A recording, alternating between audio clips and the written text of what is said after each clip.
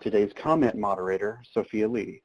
Sophia has considerable experience with Modflow, having designed, construction, and calibration of Modflow models at the site-specific and regional hydrogeologic scales. She spent 8 years as a consultant in Colorado before joining the Navy Facilities Engineering Command in California as a hydrogeologist and project manager.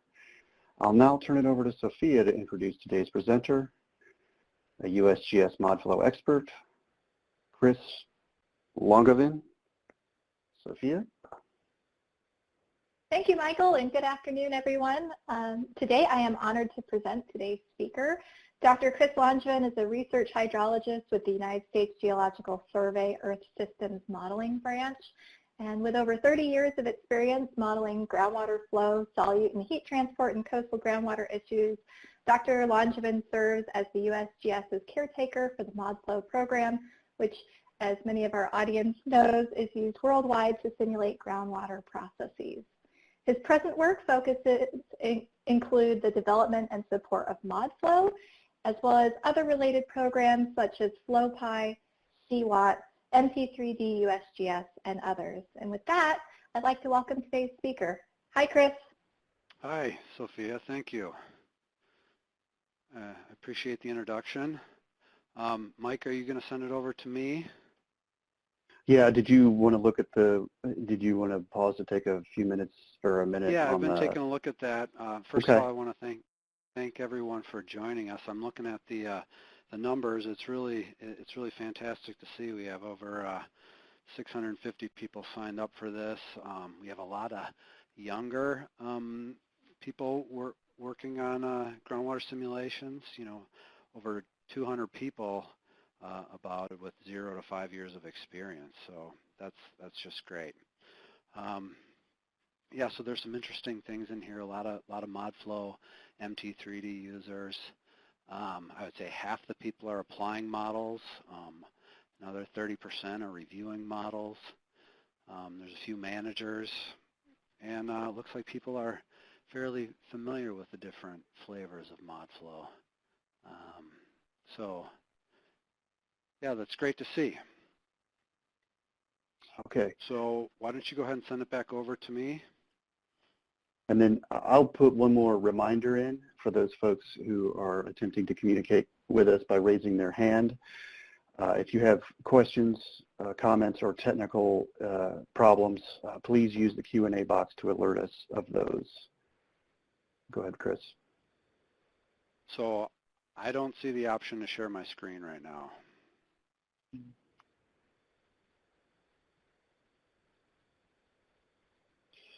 You don't, do you? Do you want me to restart Adobe Connect?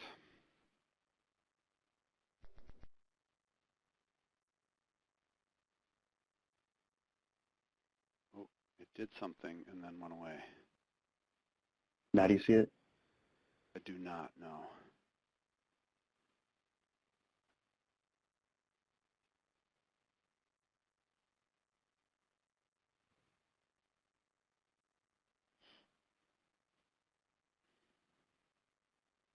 Okay, let me see if we can share it.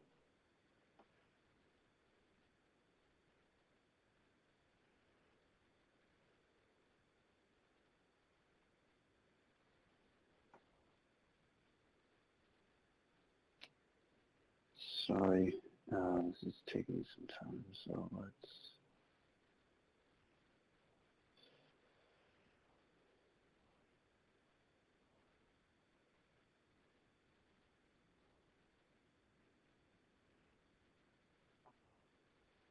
Of course, everything was working 10 minutes ago.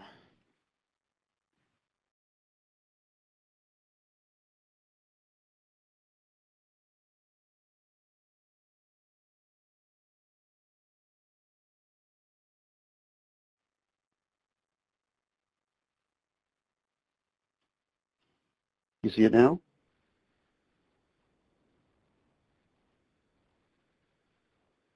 Yes. Can you control it? Sure. Well, let's see.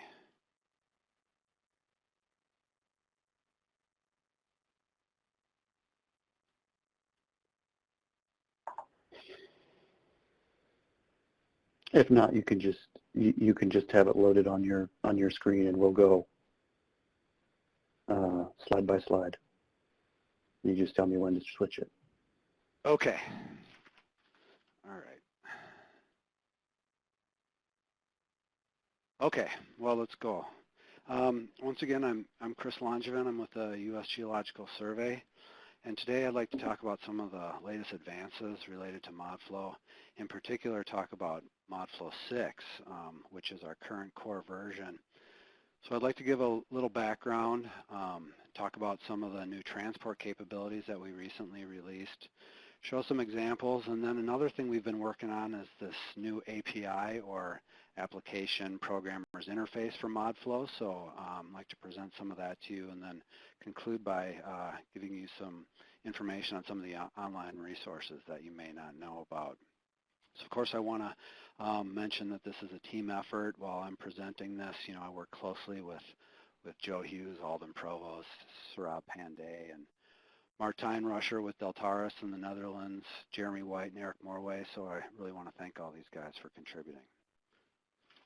Go ahead.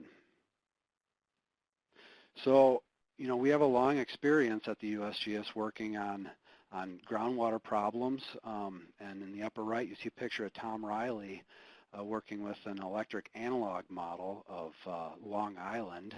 So that's how we used to do groundwater modeling. And over the years, our skills have certainly improved. And on the bottom right, you see a picture of one of the earlier conceptual models of how Modflow works. And the idea was to develop these components. And this is a stereo system in the middle, but the idea is you could add new components and make it modular so other people could add to Modflow. So go ahead. So this is a slide I like to show a lot of times because it really puts it into a historical context. This is a slide from 1979 from John Bredehoff, talking, basically giving the marching orders to people working for the USGS at the time to develop Modflow. And this, written over 40 years ago, that's really pretty remarkable that we're here today to hear about, a subsequent version of Modflow, something that was conceived of over 40 years ago. So this memo has some really neat concepts in it. It has some buzzwords in there like machine independent, flexible, modular, compatible, documented, teachable, all these things that still hold true today. So it's nice to see this long history here with Modflow. Go ahead. So I had the opportunity to work with Arlen Harbaugh, who is one of the original developers of Modflow, for several years after I moved from Florida to Washington, D.C. And Arlen, as one of the lead architects of Modflow, saw it as much more than just a program. It's much more than just the software that you download. He really saw it as these core principles that Modflow was founded on. One of the big ones is that it's teachable, and that's something that we have to do. We teach Modflow to a class every year, and if you have to teach something like this, well, it gives you certain insight as to how the program should be designed, and that's something that we still believe in strongly now. It's also well documented, and that's something that the USGS has been really good at doing. So I know many of you have probably tried to download programs, and it's not all that often that you get well documented reports that go with that. And I would say the USGS has done a real good job of that in the past. And then, of course, it goes without saying, we spend a lot of time making sure it's reliable, robust, efficient. It's also extensible, so people can add to it, and all this kind of goes hand in hand. And then lastly, it's portable. It'll run, and I've done it. I've run it on a Raspberry Pi, and it also runs on supercomputers. So we can run Modflow on all sorts of different platforms. Go ahead, Mike. So Modflow has become pretty popular over the years. Again, it's been around for quite some time. And so because of that, there's been a pretty robust support environment that has been developed for it over the years, not just by the USGS, by software developers, by consulting firms. People have developed programs to help build, run, and analyze their models. So this is something that we're really proud of, and it's something that sort of keeps Modflow going. Go ahead. Hey, Michael. Can you change your display settings at the top of the screen? Everybody's seeing the presenter view as opposed to the slide view. Thank you. Thanks, Sophia. You guys No saw problem. my note.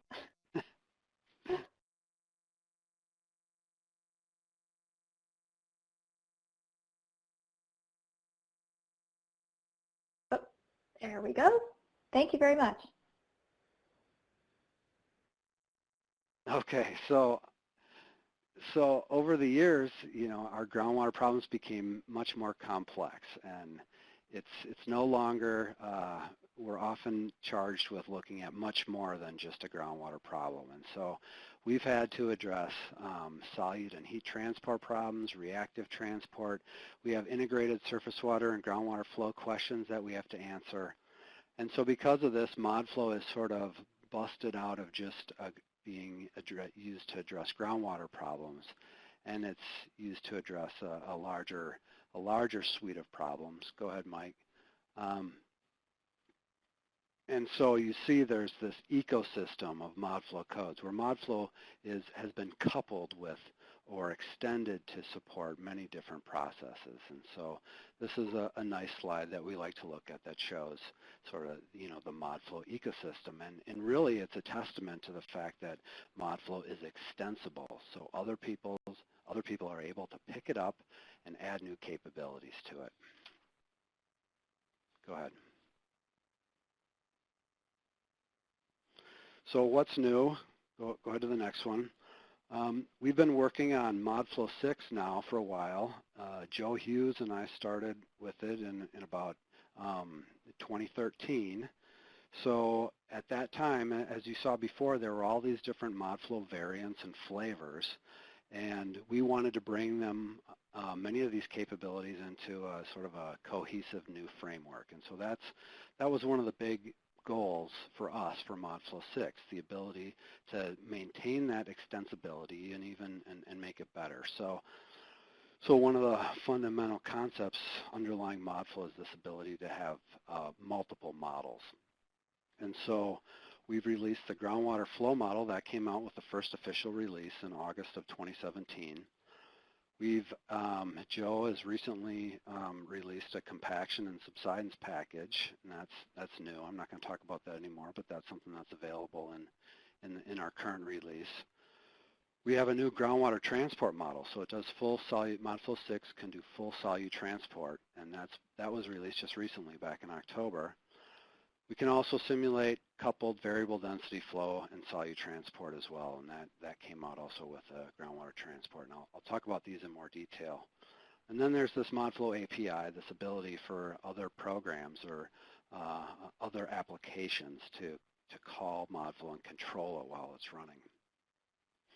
We're also a big fan of Python, and so we develop and support the FlowPy program, which is used for constructing and running and post-processing Modflow models. It works particularly well with Modflow 6. We also develop and support ModPath and MT3 USGS, and so you'll see me mention some of these things as we move forward. Go ahead. So if you haven't seen Modflow 6 and the Groundwater Flow Model before, this is sort of the structure. And hopefully there are things that look similar to you if you've used Modflow before. Discretization is on the left, initial conditions, output control, observations. We have all these capabilities. We've added a few things and we've subtracted a few things. We've changed a few things. So instead of the block-centered flow or layer property flow packages, we have the node property flow. And also the storage package. We have hydrologic stresses. Many of these you're going to be familiar with, constant heads, wells, general heads, all these things. And then advanced stress packages. And so we spent a lot of time trying to synthesize and come up with some robust simulation capabilities. So one of the things that's important to see here is that when we rewrote Modflow, we designed it using an object-oriented design.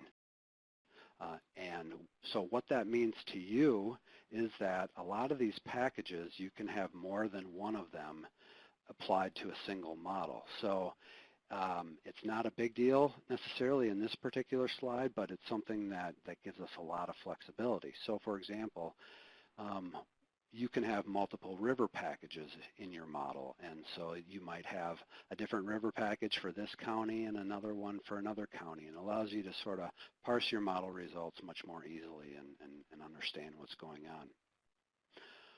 More importantly, our models are actually objects. So that means we can have more than one model in a single simulation. We can have multiple groundwater flow models in a single simulation. So this gives us some really powerful capabilities that I'll talk about in a minute. Go ahead. So underlying the hood of the groundwater flow model is this ability to use different types of grids. We still promote the regular Modflow grid to be used for, in most cases, just the grid consisting of layers, rows, and columns. However, there certainly has been a push to have more flexibility in the type of grid that you might use. And so on the right, you can see there a triangular mesh that's used to discretize the same domain. And for this particular problem, you see that we've added more resolution around some wells, around a stream, and around a lake. This is actually from a problem that we teach with in our class. So you may have desire to use an unstructured grid and add resolution and get more refined results around features of interest. Go ahead.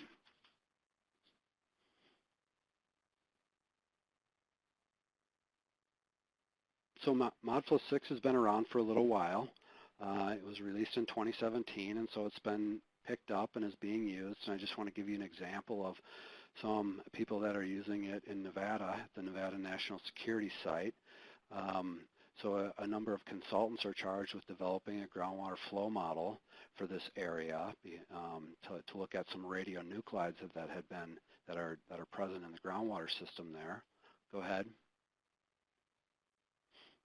And so they were charged with converting a hydrostratigraphic framework model that has 77 hydrostratigraphic units, many faults and structural features, which you can see in the right and in the red there. And so they had to convert this Earth Vision hydrostratigraphic model into a Modflow 6 groundwater flow model. Go ahead. And on the next slide, you'll see the grid that they used. They use Python and FlowPy to convert this Earth Vision model into a Modflow 6 groundwater flow model, and they're using a quad tree type discretization there. You can see that the cells are different sizes, and they've added resolution around features of interest. So this is a powerful capability to refine resolution in areas where you need it. Go ahead. So another piece of this Modflow 6 framework is this multi-model coupling. And so as I've mentioned, any number of models can be included in a simulation, including any number of groundwater flow models. So in this case, you see on the right there's 2 groundwater flow models.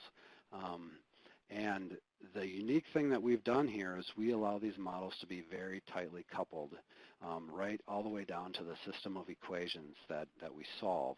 And so these models behave as if they're a single model, though you work with them as individual models. And this flexibility allows coupling of parent, child, grandchild models. You could develop a separate model for your top layer, then from deeper layers, or you could even have a patchwork of county models that you could run individually, or you could couple them all together to simulate a groundwater flow at the state level. Go ahead. So this is an example, a very simple example, just showing multiple child models and a grandchild model. And Modflow 6 doesn't care how many of these are. You have to tell it, what you have, how many models you have, and how these models touch at their boundaries. But essentially, you have complete flexibility in terms of how these models are wired up. And again, they're all solved simultaneously, so you get some good behavior in terms of how well this performs. Go ahead. So this is a new feature that is in Modflow 6, and that is the ability to move water from one package to another. So one of the fundamental concepts underlying Modflow, previous Modflow versions, was this modular concept, and that was individual packages were never designed to talk to one another. So over the years, we needed the ability for packages to communicate. So if we have a river package or a stream package and a lake package, well, rivers flow into lakes and lakes flow into rivers. And Modflow wasn't designed under the hood to do this because essentially these packages are just boundaries or stresses on an aquifer. And so that's been something difficult to wrangle with previous versions of Modflow. So what we did was we standardized this with this water mover concept as just a generalized way to move water around the landscape from one package to another. We can take water from a provider and transfer that water to a receiver. So if you see on the bottom right, you see those pipes coming out of perhaps tile drains. If your model is simulating flow to drains, well, you can route that water from the drains into a river or a lake or some of the other receiver options. And we made sure to track all of this water because ultimately we may want to do particle tracking, or as you'll see, we may want to do solute transport through this whole system.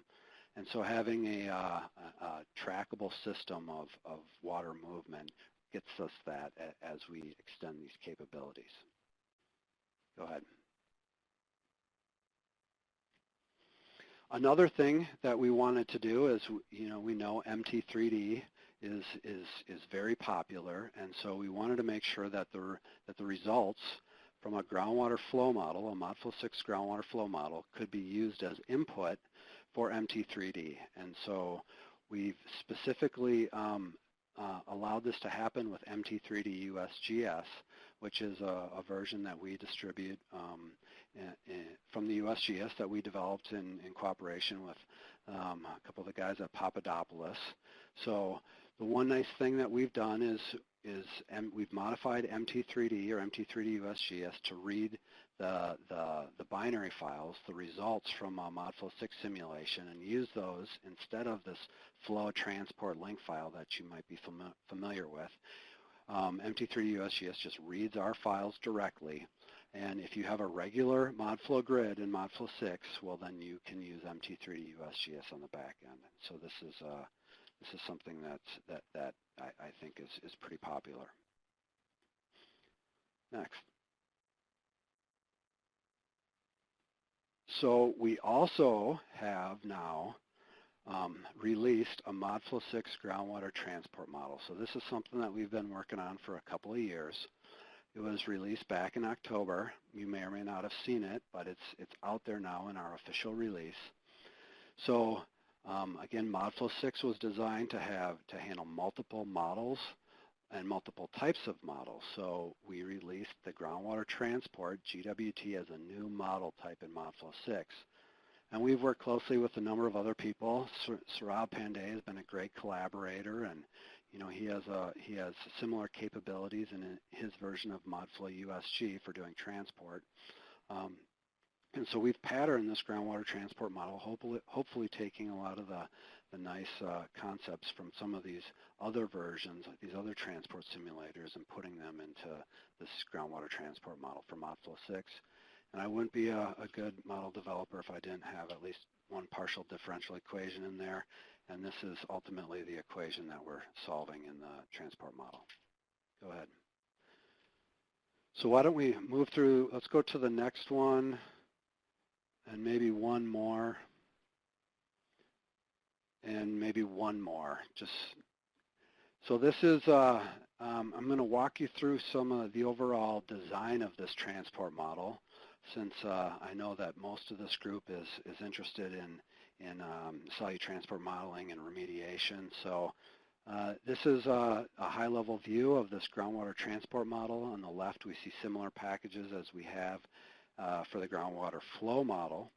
Some of the general features: the transport model in Modflow 6 works with any of the 3 discretization types you might use. So it works with a regular Modflow grid, or it works with some of these other unstructured grids. We've worked pretty hard to make sure that the transport model works with these active dry cells that you may get when you use the Newton flow formulation. So people that have been modeling for a while know that Modflow had a hard time over the years with dry cells, and so a new method for handling that came up, a Newton-Raphson method, and so we wanted to make sure that the transport works with that, and which it does. The transport model that's been implemented uses an implicit formulation for all the transport terms, so that allows us to specify the time step sizes. We don't have any time step size constraints, so as a user, you actually specify the length of your transport steps. And a current requirement is that the grid that you use for the flow model has to be the same as the grid that you use for the transport model. And there might be ways to eliminate that restriction or relieve that restriction some in the future, and that's something that we're looking at. Go ahead. Go forward one more, too. So, of course, we have an advection and a dispersion package, and they behave hopefully the way you would expect them to. We have central and space, upstream, and TVD schemes for the advection package. We don't support any of the explicit particle-based methods or the method of characteristics approaches. You know, those have some real strong advantages, but they're explicit. They have time step constraints, and so we've left them out for now, though it might be something that we look at in the future. The dispersion package, one of the things that we spent a lot of time on, particularly Alden Provost, was extending our formulation to make sure we can handle dispersion on unstructured grids. And so that can be expensive just based on the size of the stencil that you need in order to solve transport on an unstructured grid, but that's the default case, and we also can shut that off and do a faster or more approximate case for certain types of simulations. Go ahead. And of course, we spend all sorts of time making sure that what we've implemented matches with analytical solutions or compares with other models. In the bottom right, there is a comparison of just a typical plume movement where we compare Modflow 6 with MT3DMS, and we get virtually identical results. Go ahead. Just say one quick thing here. Of course, we can handle generalized solute boundary conditions like you might expect, source and sink mixing package, or you can just add solute directly to a cell, constant concentrations. Go ahead. We have what we call the mobile storage and transfer package, which in addition to the storage term, it also handles sorption, where you can use a linear or Freundlich or Langmuir isotherm to represent sorption. You can simulate first or zero order decay in production. And so this package is basically handling anything that's going on within a cell. Go ahead, and of course we've made sure to verify all this stuff and show that it's been implemented correctly. Next. So one of the things that is somewhat new under the Modflow 6 transport model is this ability to support transport within the advanced flow packages. So if you have streams or lakes or unsaturated zone blocks or wells where you want to actually simulate the concentration in these features rather than have to specify it beforehand, as a user, you can actually simulate advective transport through these different packages. So you can simulate the salinization of a lake, or you can simulate the concentration within stream reaches. So this is a powerful capability that you can use, or you don't have to. You can also just specify the concentrations in these features like you have been able to do in the past. So this is essentially an alternative to SSM. And we can also simulate the movement of mass between these flow packages for any water that is transferred by the water mover. So go ahead to the next one.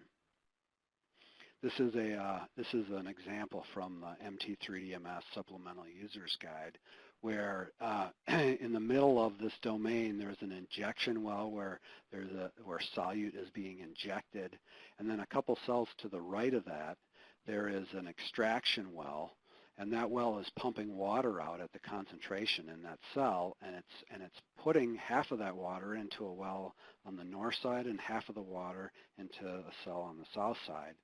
And MT3D has a way to do that, and we have a generalized way to do that as well in Modflow 6, where we're taking the simulated concentration in the extracted well, and we're moving half of it into each one of these injection wells. Go ahead. So let's go one more. So here we also have this immobile domain concept. It's a package. And for those of you that use MT3D or have run across the need to simulate multiple domains in your transport model in order to represent breakthrough curves or solute transport behavior, we have an immobile domain package where you can have diffusion into or out of these immobile domains. And within the domains, you can represent sorption and decay or production. But it's a separate package that represents this. Go ahead. And here's the equations where we can simulate the transfer from the mobile domain into an immobile domain based on a concentration difference and some coefficient between the two domains. And then we solve a separate balance equation for those immobile domains to represent that exchange and also the concentration in the immobile domain. Go ahead.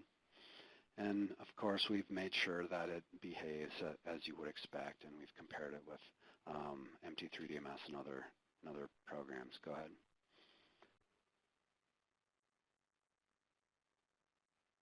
But one of the things that you can do, again, because these packages are objects in this particular case, you can have any number of these immobile domains. And if you look in the literature, you'll find that there are various reasons why you might want to have multiple immobile domains within your system. Next slide.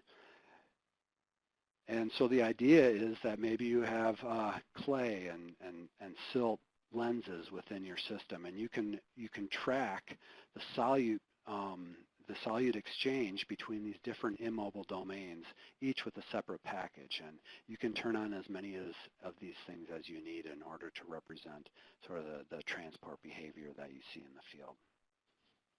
Next. So this is it. This is the sort of the full look at the groundwater transport model that we've developed, and that is available now in Modflow 6. So so I'm going to move forward. Let's go to the next slide. So there's two different ways you can simulate flow and transport with Modflow 6.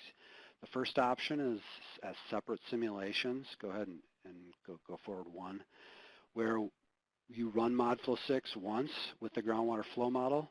While it's running, it's saving its heads and flows to these binary files. And then you can go back and run another simulation, which is Modflow 6 running with the transport model. It's the same code, but it's just two different simulations, and then you get concentrations at the end. And so this is how you typically run Modflow and MT3D. One more. And one of the advantages to the current implementation is that you can use different time step lengths in that particular case.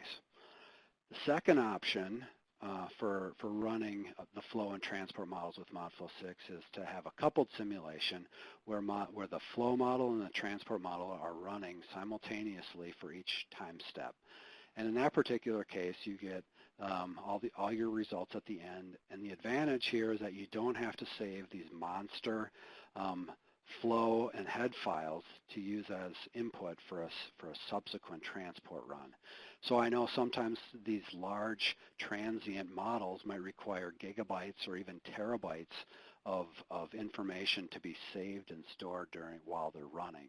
And so with this approach, these two models are running simultaneously and information is being passed back and forth through memory. Go ahead.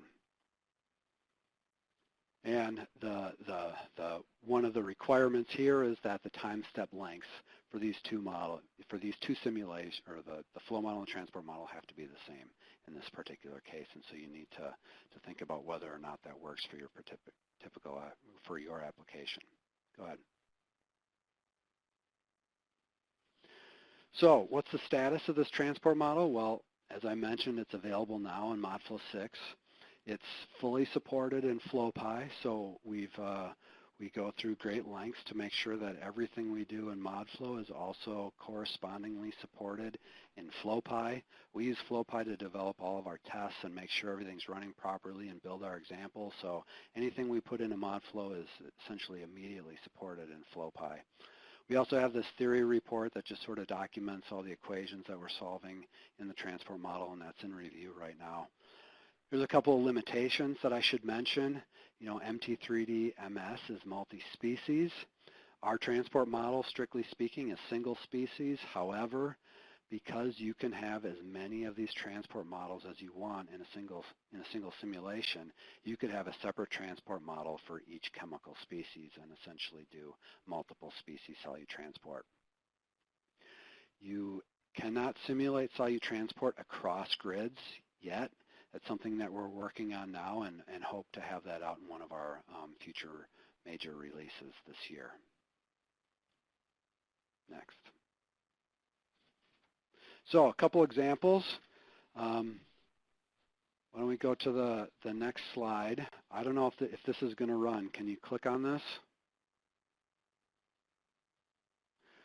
So this is an example of this Newton formulation. So Modflow is a saturated groundwater flow model. It doesn't simulate flow in the unsaturated zone. So what you're seeing here is in the blue line across the top, we're adding a recharge to, this is a cross-section model, and this has been published in the literature, and we typically use this problem to show what's going on, where we're adding recharge to that narrow strip across the top. Well, that water flows down and encounters some lower permeability material and forms a water table aquifer, or perched aquifer, which then flows off the edges. Water drips off the edges and flows into an underlying deeper water table aquifer. Let's go to the next one, also an animation of transport, and see if you can start that one up.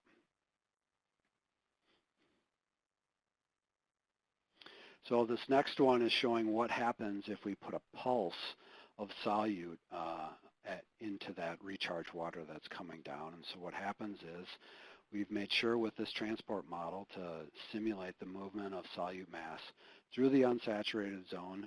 We're not solving Richard's equations here, so water is being instantaneously routed through these dry cells to the saturated part of the system. And so you can see this is a pretty cool problem that demonstrates water moving through these dry cells, reaching a perched aquifer, spilling off the edges into a deeper water table aquifer. Next.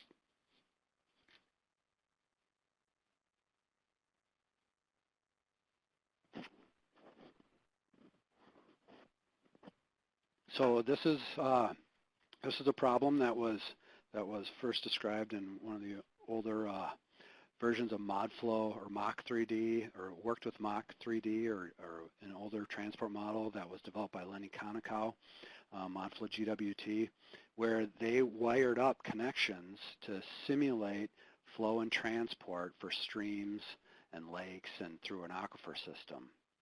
And so you can see the red cells at the top show a contamination source, and then you see stream reaches 1, 2, 3, and 4, and then you see two lakes. The yellow lake is Lake 1, and the green lake is Lake 2. And so what happens is when the solute is released into the system, a plume forms, and it goes, the plume forms and moves into the streams and lakes as it moves downstream. So go ahead. There's a slide. There should be an image that shows a picture of the plume for different layers, and you actually see solute moving into the stream and into the lake. And so for this particular case, we're activating the stream flow transport package and the lake transport package. So we're calculating the concentrations in each stream reach and in each lake, just assuming instantaneous mixing within these volumes and then routing down to the next one. So this is also using the water mover and transport through the water mover and through all of the advanced packages as well as the underlying aquifer. Next. And so here's an example showing a comparison between Modflow 6 and Modflow GWT, this successor to Mach 3D, where the blue line on the right shows the concentration at the outflow of Lake 1 and where it flows into segment 2. So that's the concentration shows up about 5 years after it's released. And the dash lines are showing Modflow GWT compared with the GWT model in Modflow 6. And then the green and red are what's going on at the beginning of stream segment 3 and also stream segment 4. And so there are some slight differences. The codes are very different. So Modflow GWT uses a method of characteristics-based particled approach, and that's not what we're using here. But essentially, we've verified that our version is representing flow and transport through even relatively sophisticated surface water systems. Go ahead. One more. So for those of you that work in coastal areas or in situations where density contrast is important, there's this, I worked on, when I was in Florida, I worked on a program called CWAT, which maybe some of you have heard of. It's a combined version of Modflow and MT3D for simulating variable density flow and solute transport. And so we use that to simulate saltwater intrusion, aquifer storage and recovery, deep well injection, and a variety of other problems where density variations matter. And so we wanted to have CWAT type capabilities in Modflow 6. And so we've added a new package called the buoyancy package, which is available now in Modflow 6. And when you use a transport model to simulate a salt species as a separate species, you can do what you could do with CWAT, is essentially simulate coupled variable density flow and solute transport. And Sarab and Alden and I worked on this hydraulic head formulation that allows us to implement these changes in Modflow 6 and be able to take advantage of the Newton-Raphson formulation and get a lot of benefits by casting it this way. If you can click on that bottom right image, this is an animation. We'll see if it shows of just a denser plume of salt water within a freshwater box. And because of these density differences, this plume sinks in this box. And so this is something that you can currently represent with Modflow 6 in its current form. Next one. The next one's going to be an animation.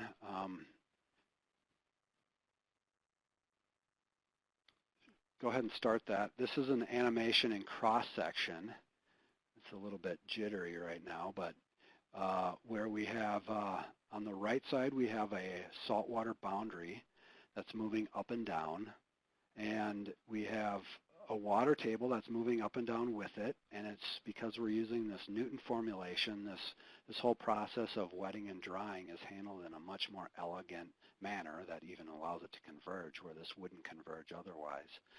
And we also have a dense saltwater tongue sort of extending into the box at the bottom and moving out. And so this is really some nice capabilities that people have been asking for in CWAT for a long time. And this is now fully implemented in Modflow 6, this variable density flow and solute transport capabilities. Next slide.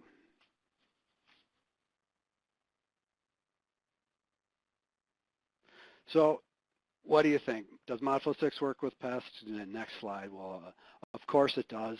PEST is model agnostic, the way it can run any model, most any model, and it can do parameter estimation, optimization, a variety of things. So I want to show you that Modflow 6 is being used with some of the other programs you might routinely encounter. So go to the next slide. So I talked with my friend Jeremy White with Intera, and I know he's been using the transport capabilities of Modflow 6. He's been using this new transport model. So I asked him what he had going on and if he had an example of using the transport model with PEST, and of course he did. So he's been working on optimal plume management. And so he sent me this example, and I'll just briefly show it to you. It's pretty cool. The idea is here, if you have a plume that looks like this, well, what do you do to clean this thing up? Let's go to the next slide. So if you have 20 years of treatment, well, a standard approach is to use some sort of standard 5-spot injector extractor configuration where you pump water out of the middle of the plume, you treat that water, and then you inject fresh water back into the 4 red dots. And so this is a common way that we flush a system. And so the question, let's go to the next. And so if you run the simulation, the next slide will show you what that plume looks like after 20 years. We've cleaned it up some, and maximum concentration has been reduced, and the plume size has been reduced. And so what Jeremy's been looking at is, well, is there a configuration that would work better? And I suspect other people have looked at this too, but Jeremy's got some real sophisticated tools for looking at this. So if we go to the next slide,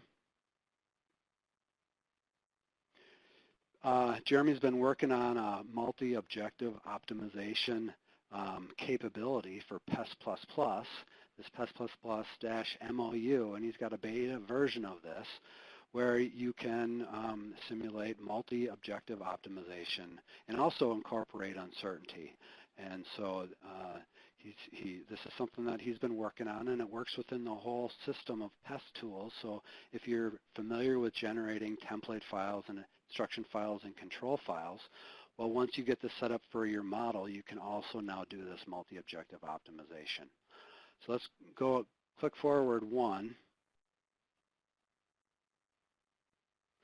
And so the way this works is, what Jeremy's been doing is he has a number of decision variables. So he has injector locations. He has multiple injectors, multiple places to inject fresh water back into the system.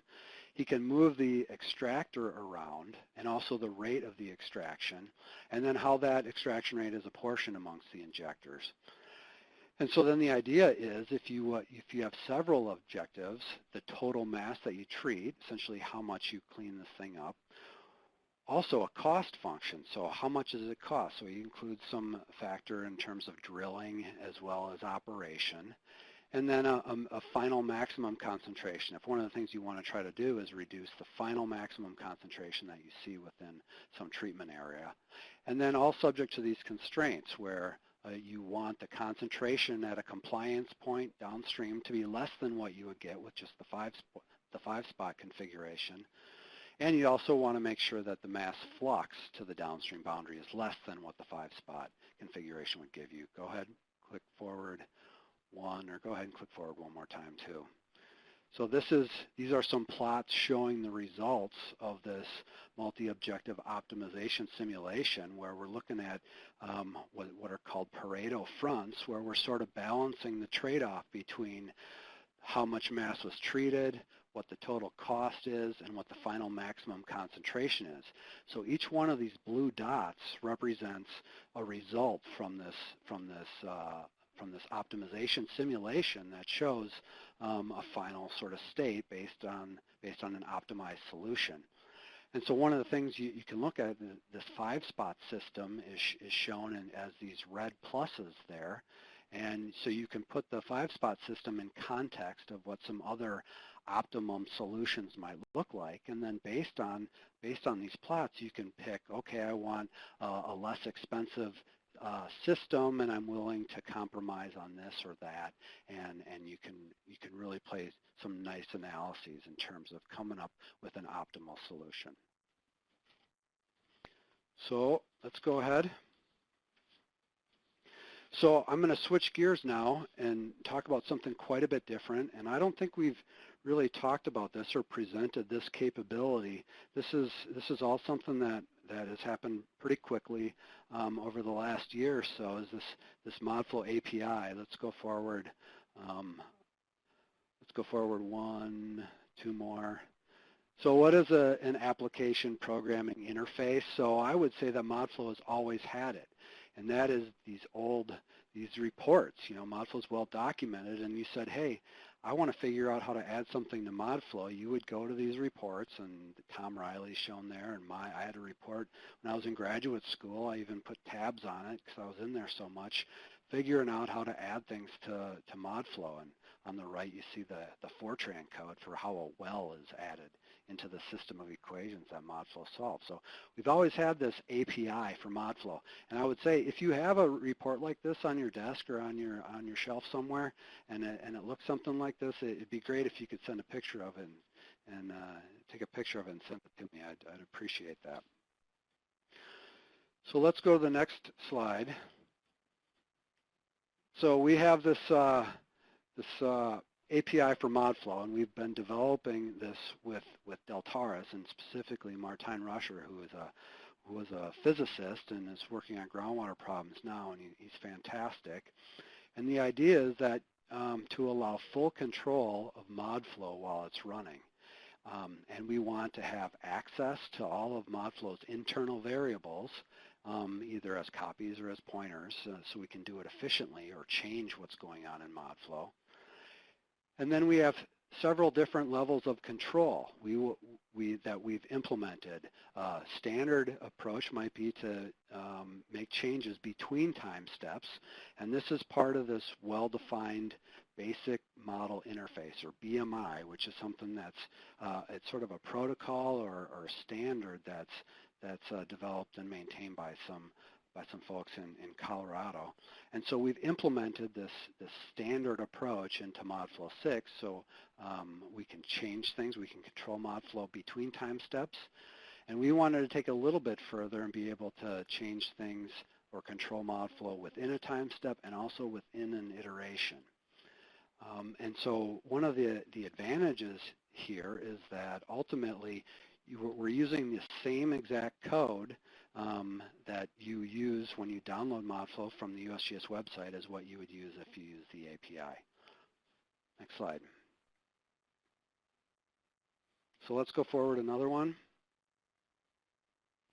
And so the basic model interface, this is a flow chart showing the Modflow 6 flow chart, basically how it works when it's running. Now the BMI sort of requires us to implement an initialize and an update and a finalize routines so that other people know that those routines are available to be called externally. So next slide. So what this allows us to do is, this is a Python program that you could write or that I could write that would essentially fire up Modflow in the background as a DLL.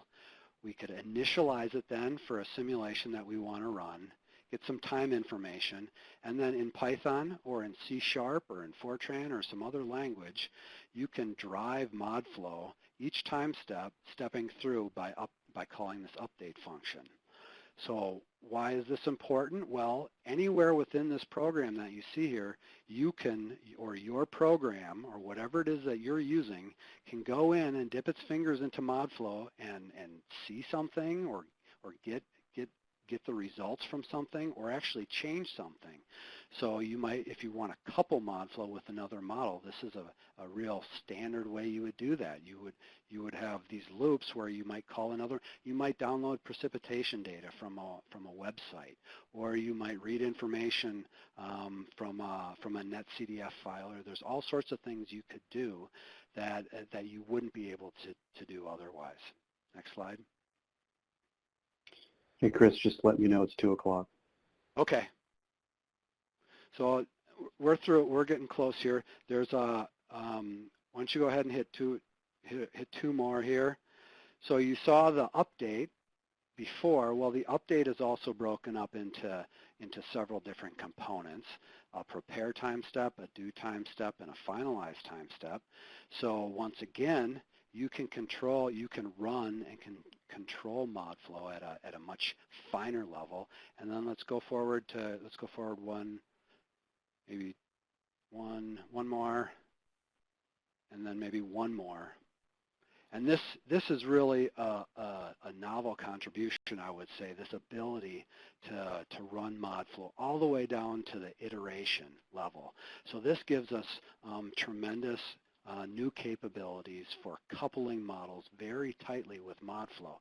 So this would even have application for the transport model. So let's say we have 10 different species that we're simulating in Modflow with our transport models. Well, we could run a time step or even an iteration. We could then call Freak or some other mixing model and have it mix these things up, and then we could push this information back into Modflow.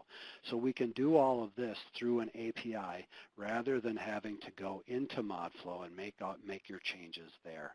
So go to the next slide. And so we're really excited about this API because it allows us to have tight integration with other models. So, I started off this presentation showing how extensible Modflow is and how it's used for lots of other reasons.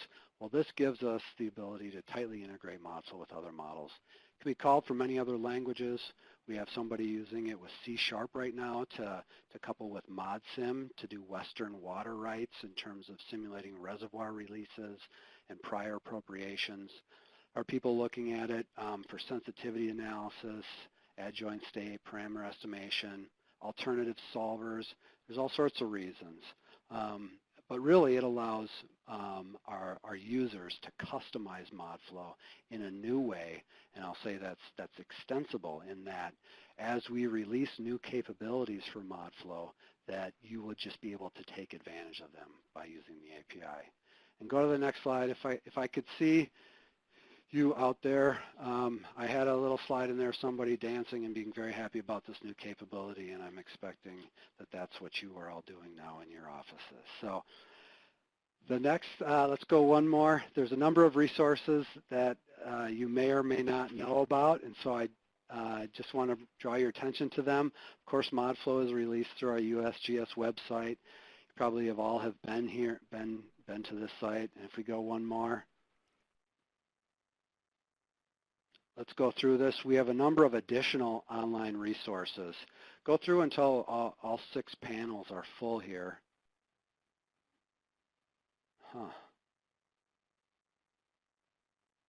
I just lost you guys. Are you still there, Mike? Yep, we're still here. You're still there? Okay. It looks like the screen share has stopped sharing. Hold on. I have this capability now. Can you see? Oh, so this is how it was supposed to work originally. Let's see. There you go. Oh, come on. So, look at that. It decided to come back to us. So, can you guys see this? Yes. Okay, so I'm back in the driver's seat. So we have some great resources that you may or may not know about. All of our development now is done on the open through GitHub. So we have a main repository where you can suggest changes. You can download the very latest. We have FlowPy here, which we're continuing to develop. We have also this executables repository on GitHub that you may not know about, where we provide executables for Windows, Mac and Linux for our Modflow official releases.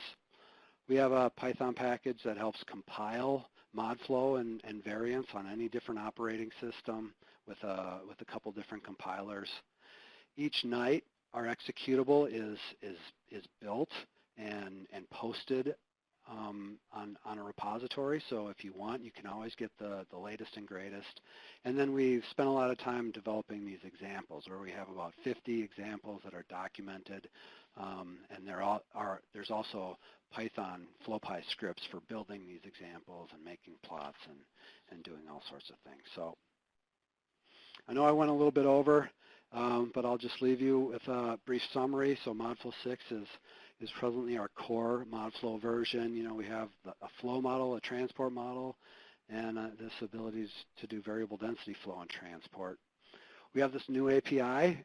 It's not for everybody, but hopefully it piqued your curiosity, and so this is available. And then we have all sorts of additional ongoing and planned efforts. Parallelization. We have a version of Modflow 6 that runs billion node models, and we're trying to bring that mainstream. Particle tracking, Alden Provost is working on that. Mining applications where you might need to change hydraulic connectivity during the simulation, adaptive time stepping, Richards, all sorts of things. So we're continuing to develop. And so I think with that, I'll be happy to add any questions. And I'm apologize for all the technical difficulties. And I think we do have a final poll where if you have any comments or recommendations, we would certainly appreciate it.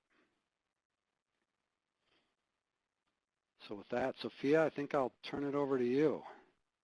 All right. Thank you so much, Chris. What a fascinating presentation, and we got a lot of questions in.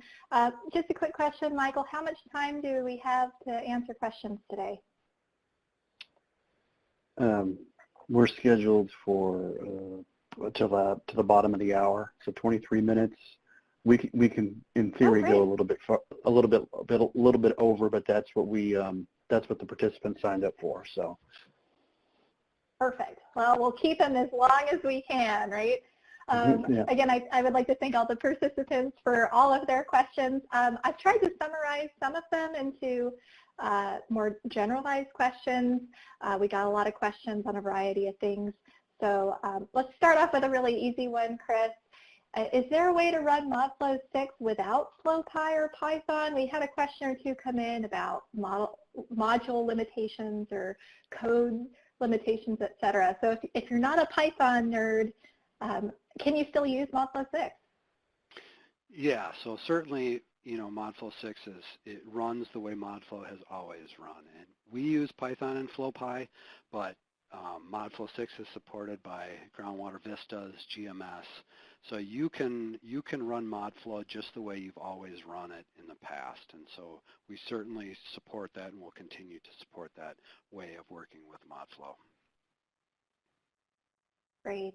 And along similar lines, if you're not very used to using Modflow 6 or Modflow in general, are there any future Modflow hands-on training courses or maybe Zoom courses in the current time that we're in that are coming up that people should be aware of? So certainly our course, we teach a course at the USGS that we sometimes open up to our cooperators and collaborators, and we, you know, with COVID, that's been put on hold. And then there are also a number of other Modflow courses that are taught by external vendors, and I'm not sure about the status of that. So I think we're probably getting ready to start talking about our next Modflow class, and so that would be something to keep an eye out for. Great, thank you very much. All right, so now let's get into some of the more specific questions. One of the ones that came up a number of times, actually there were a number of questions that came up related to the multiple model, coupled model functionality, right? And I've tried to summarize a few of them because a number of them were pretty technical or specific. So when it comes to coupled modeling, do the coupled models need to be constructed with specific flow conditions at the boundaries, such as no flows or a TMR style specified head, et cetera? So no, you do not put a boundary condition along the edges where they're coupled. Essentially what happens is there's another package. It's called an exchange. And what you do as the user is you say, I want to connect this cell from this model to this other cell in this other model. And you provide it some information for how that face, what that face looks like. And so then when Modflow is solving those coupled models, it's essentially seeing those two cells as being connected. The way they would be as if they were in a single model. And along those lines, do the models then solve simultaneously, or does the parent model need to solve before the child model can solve? Yeah, so that's I think one of our really unique contributions here is that they are solved simultaneously, specifically by the same numerical solver that we use. So the solver itself sees that these models are all one, and we solve those equations simultaneously. So we do get really good convergence properties where we didn't have that in the past. So does this impact all of the different packages or models as well? We had a number of questions come in with the GWT modeling. Does that allow for these simulated, say, concentrations to cross the grids, or would concentrations get stuck at the boundary between parent and child models? So that's a great question, and there was one slide that mentioned that is currently a limitation with the current version, and that is transport will not occur across a model boundary. Now that is something that, and we specifically have put this on hold for the time being because the way we're doing the parallelization, we're rethinking how these models communicate on their boundaries, and that is something we're working on as part of our parallelization effort. But yeah, ultimately the plan is, and hopefully soon, within the next few months, we are hoping to release this new capability where transport will be allowed from one model to another model. So right now, if you wanted to do what you're talking about, you would have to build a model grid that had like an unstructured grid that had nested refinement in some areas and not others, and you could do it that way. You can't do it where you're developing your models as separate models, at least not yet. So speaking of those separate models, question just came in. Can you run, say, a child model separate from the parent model?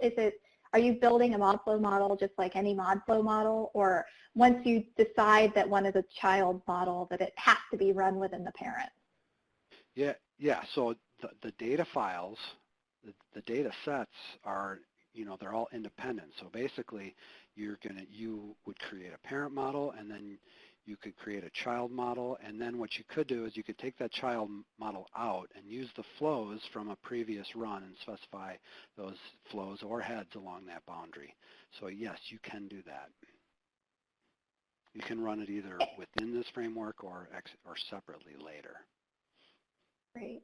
And just going back to basics as well, if you're a longtime user of Modflow and you've been using, say, Modflow 2005 or even Modflow NWT lately in order to do your modeling, should you just plan to switch to Modflow 6 since it's the latest and greatest, or do you have the same capability to build those simplified models, or should you sort of stick with what you know and keep using that legacy version?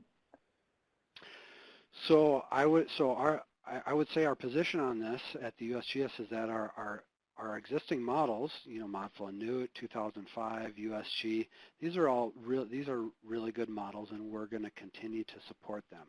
But we are shifting our development efforts, and these new capabilities, we're putting them into Modflow 6 and our newer versions. So if the existing versions are working well for you, you should continue to use them. If you're intrigued by some of these new capabilities or you really need them for some of your projects, and that's going to be sort of a compelling reason for you to move forward and switch to the newer versions. There's a lot going for the new version. I will say that. You know, I'm biased because I worked on it, but you know, it's something you should consider as some of these other versions become legacy. Great. So let's move on then. We've talked a little bit about the API and the coupled modeling features. We had a number of questions come in related to different package-specific questions, so I've tried to group those into one. When it comes to certain packages, such as the CLN package or the SFR, SFR2, et cetera, and whether or not they're included with Modflow 6 or function within Modflow 6 or even Modflow USG, where would be the best place for users to go to check to see which packages are compatible? So that's a great question. Certainly, we have the documentation that comes with Modflow 6 will tell you, you know, what's in there, and hopefully it's clear what's not. So the clean package, for example, is a great example that's in Modflow USG, and it's not presently in Modflow 6, though, you know, we have a multi-oc for well package. There is certainly some package issues that you need to be aware of when you consider these different Modflow flavors. Now, I would say that our perspective has always been to take the capabilities from existing versions of Modflow, including Modflow USG, and make these capabilities ultimately available in Modflow 6, provided they're generally useful. A lot of times we might have to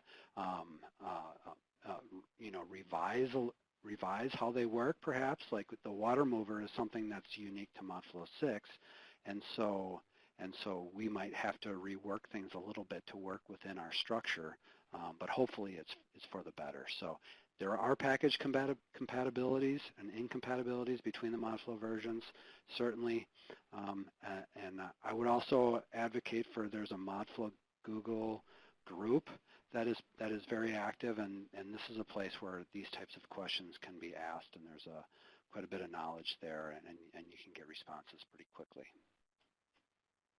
So speaking about ideas and responses, we had a number of questions come in regarding maybe specific types of models or simulations that people are trying to do. So if somebody's, say, looking for how do I put in a horizontal well, or how do I model a pump and treat system, or you know, if they want to create, if they're looking for examples of what kinds of different simulations they could maybe do, maybe switching around boundary conditions or switching around hydraulic conductivity parameters as your run is, as your simulation is continuing. Is there a place that they can go to find these sorts of things?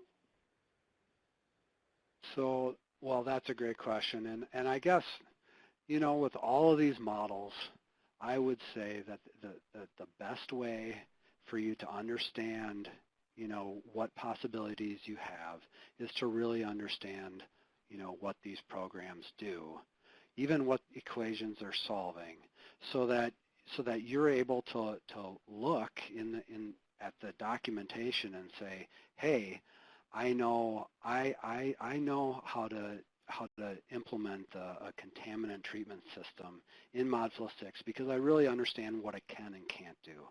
I mean, there's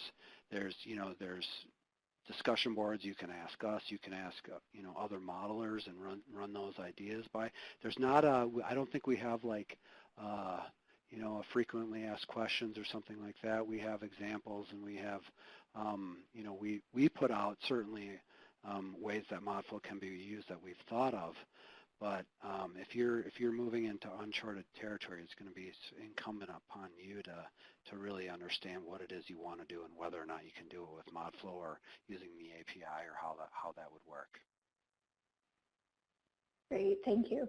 So let's move on now to some specific groundwater transport questions.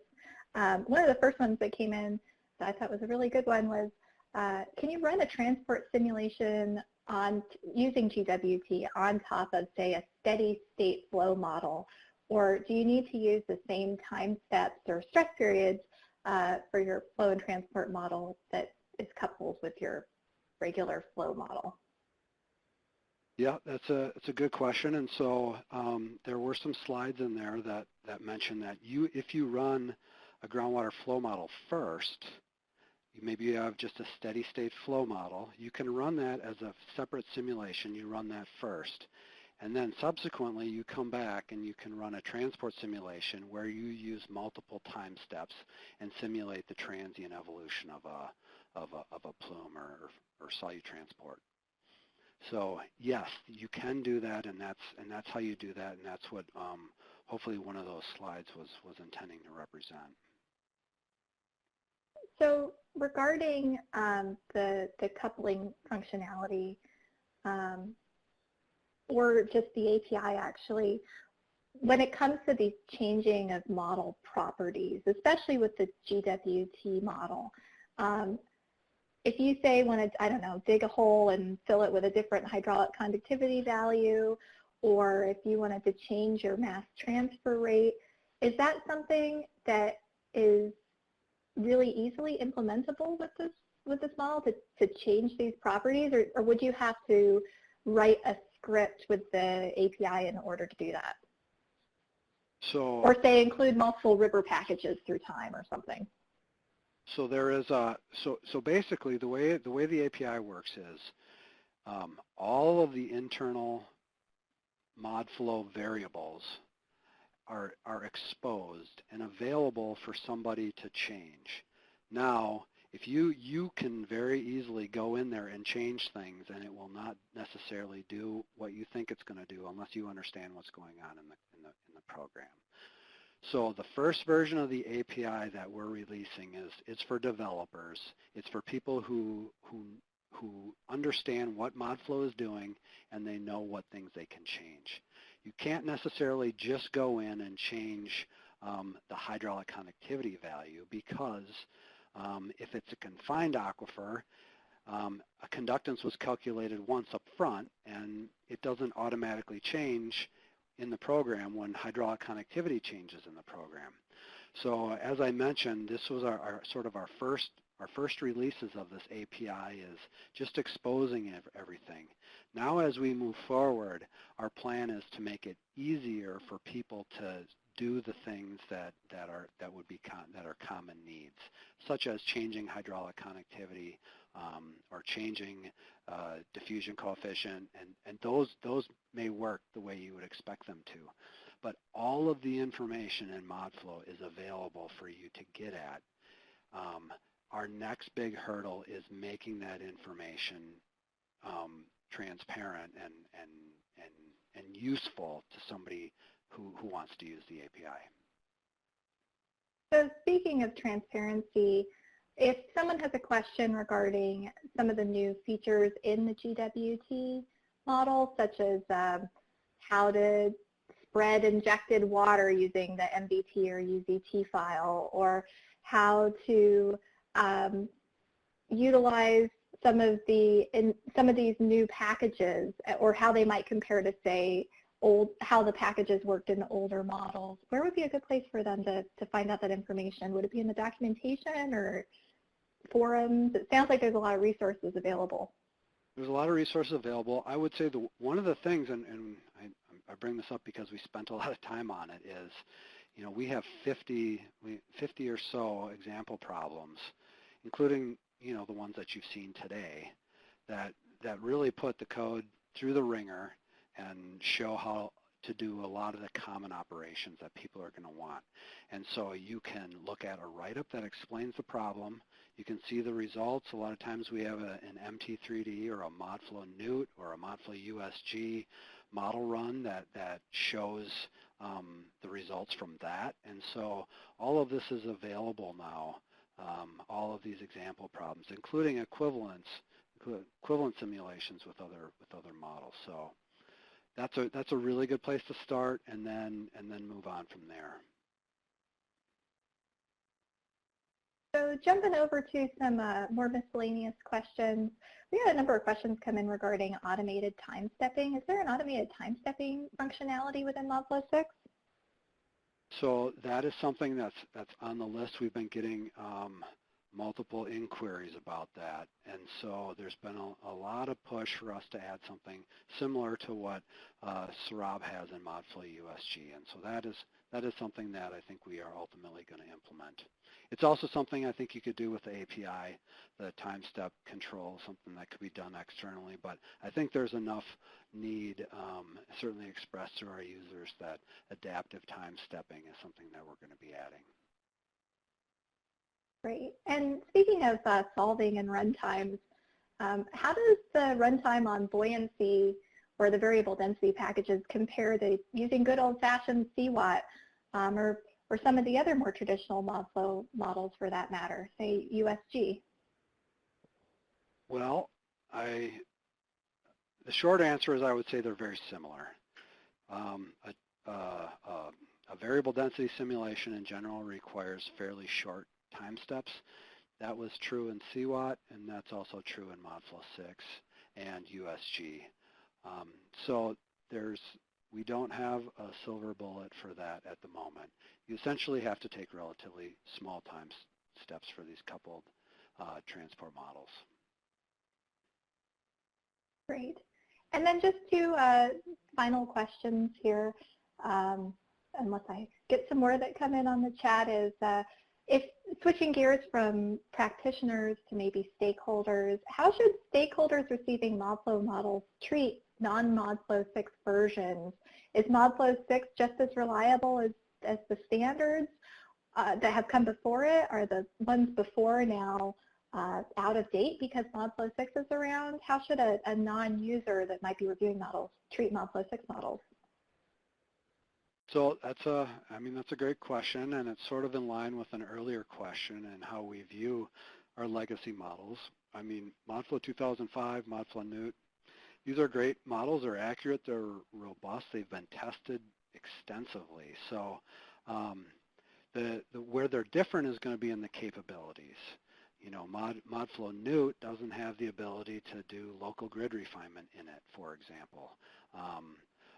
Modflow 2005 doesn't have a transport model in it. So really, but the codes they're based on each other. I would say Modflow 6 is an extension of in terms of capabilities from these other Modflow variations. And yeah, so if you're using one of these other Modflow versions, by all means continue to do so. And if one day you transfer over to them, it's going to be because of the new capabilities that we've developed. Great. And we've talked a lot about resources that are available, and if I remember, you had that slide with the 6 different images of forums and GitHubs and examples, et cetera, that are available for users with questions. When finding those resources, are they all listed on the USGS Modflow 6 splash page, or is there a really good place for people to go and find all these good resources that are available to them? So yes, all of the stuff is pretty easily accessible. Anything that there is the USGS sort of official version, and we release new versions about every 6 months or so. That's what you're going to see on the USGS website. But we do also have this very active development area where you're going to find all these other resources.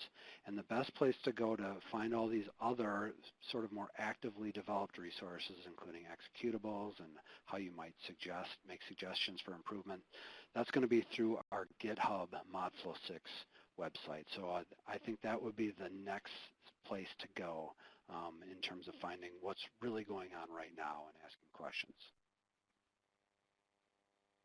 So just some cleanup questions here. One that came in was the additional packages with the GWT model. Those are just available in Modflow 6, or are they also backwards compatible with USG? So we share a lot of similarities with Modflow USG. We continue to do some things differently, and we will continue to do so, but I would say Modflow USG and Modflow 6 transport have very similar capabilities under the hood. It's going to be some of these extensions where we're going to differ. Okay, that makes sense. And just one final question when it comes to contaminant transport. Does the GWT have any degradation capability, or is it still in development? No, that's say in for there. TCE. Okay. Yes, we do have first order decay, if I believe is what you're looking for. So yes, that is available in there now. Great. Well, thank you very much. With that, I'll conclude at 11:30 because I know that people have time limitations. And I'll pass it back on over to you, Michael.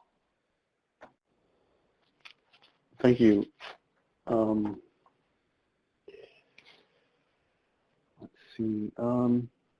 Well, what we want to thank Sophia very much for enduring through the technical difficulties and still managing to do a great job of moderating the questions.